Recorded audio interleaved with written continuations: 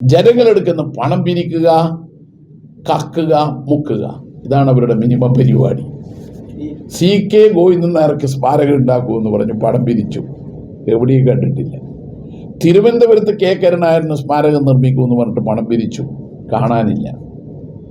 Youth കോൺഗ്രസിൻ്റെ നേതാവ് പണം പിരിച്ച് ജയിലിലെത്തി. അതാണ് ആ നേതാവിൻ്റെ ഒരു പ്രത്യേകത. ഇനി അദ്ദേഹത്തിന് മറുപടി പറയണ്ട.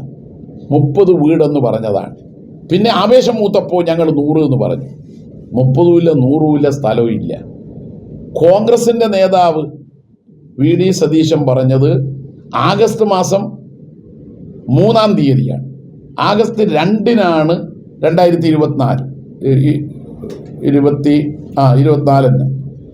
അദ്ദേഹം പറയുന്നത് രാഹുൽ ഗാന്ധിയുടെ 100 വീട്, KPCCയുടെ 100 വീട്, കർണാടക സർക്കാരിൻ്റെ 100 വീട്. അതാണ് മനസ്സിലാവാത്തത്.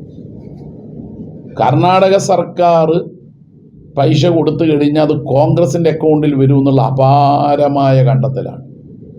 അങ്ങനെ 300 യൂത്ത് കോൺഗ്രസിൻ്റെ അപ്പോൾ പുറത്തുണ്ട്, അത് പറഞ്ഞിട്ടില്ല.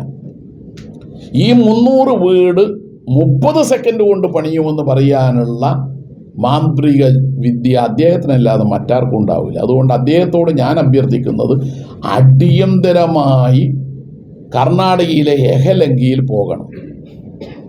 അവിടെ ഒരു 30 ദിവസം കൊണ്ട് 300 വീട് നിങ്ങളുടെ മാന്ത്രിക വിദ്യ കൊണ്ട് നിർമ്മിച്ചാൽ അവിടുത്തെ പാവങ്ങളുടെ ഒരു സംരക്ഷണമാകും. അതുകൊണ്ട് പ്രതിപക്ഷ നേതാവ് അടിയന്തരമായും എഹലങ്കയൊന്ന് വിസിറ്റ് ചെയ്യണം, എന്നിട്ട് ആ വിദ്യ ഒന്ന് പ്രയോഗിക്കണം. അവിടെ 30 സെക്കൻഡ് കൊണ്ട് 300 വീട് നിർമ്മാണം.